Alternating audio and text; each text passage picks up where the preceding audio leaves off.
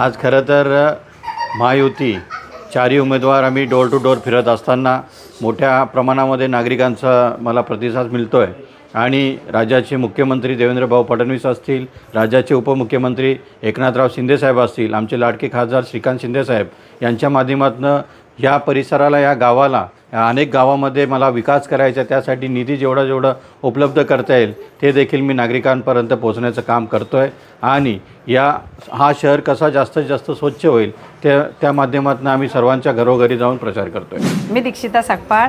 आम्ही इथे 15-16 वर्षापासून राहतो.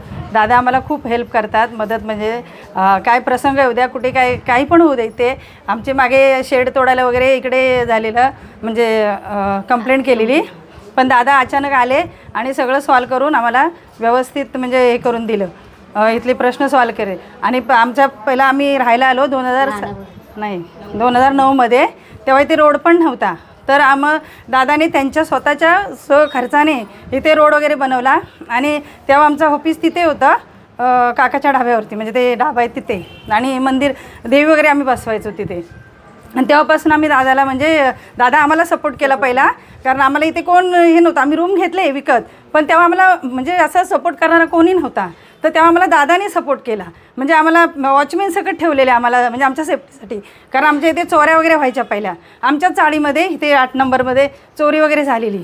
तर मग दादाने आम्हाला तिथे सपोर्ट केला, वॉचमॅन वगैरे ठेवले आम्हाला. आणि इथली पोरं जी दादाच्या ऑफिसला असतात ती मुलं, आम्ही कधी फोन केला तरी हजर राहायचे प्रत्येक वेळेला. आणि दादाने खूप आम्हाला चांगलं एवढे वर्ष सपोर्ट केला चांगला.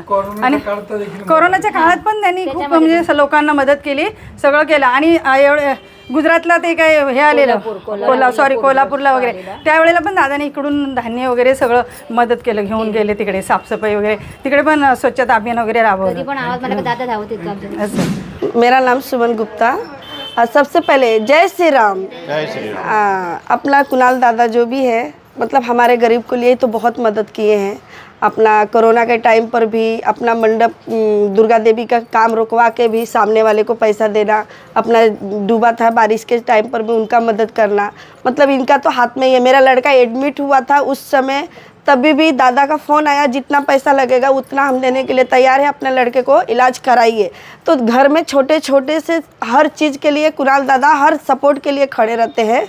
तो यही है कि आप लोग जितना उत्तर भारतीय हैं सब अपना 4 वोट है, 2 शिवसेना 2 बीजेपी को वोट कीजिए, उसके लिए धन्यवाद. सब अपना उत्तर भारतीय मिलके कुणाल दादा को जयकार कीजिए. आज खूप वर्षापासून दादांना, आज 15 जवळजवळ 16-17 वर्ष झाली. या 2010मध्ये आम्ही इथे स्थायिक झालेलो आहोत. तिथून आज दादांना आम्ही एक छोटेसे म्हणजे समाजसेवक होते त्यावेळेला. तेव्हापासून त्यांनी प्रत्येक म्हणजे एक नागरिकांना खूप मदत केलेली आहे. कधी वेळोवेळी कधीही फोन करा, पण दादा प्रत्येक गोष्टीला आमच्या धावलेले आहेत. आणि त्याच्यानंतर मग आम्ही स्वतःच होतो त्या टायमाला नगरसेवक. जेव्हा 5-6 वर्षापूर्वी अपक्ष म्हणून नगरसेवक उभे होते, त्या काळात आम्ही होतो त्यांच्याबरोबर. खूप प्रचार करून आम्ही त्यांना नगरसेवक म्हणून निवडून आणून दिलं आणि त्यांनी छान प्रतिसाद दिला आम्हाला. खूप काही आमच्या म्हणजे आम्ही इथे नवरात्र करतो, प्रत्येक गोष्टी आम्ही दहीहंडी म्हणा, नवरात्र म्हणा, म्हणजे आम्ही एक मंडळ इथे विजयदादा महिला मंडळ वगैरे स्थापन केलेलं आहे. त्यांच्यामार्फत दादा आम्हाला खूप सपोर्ट करतात म्हणजे.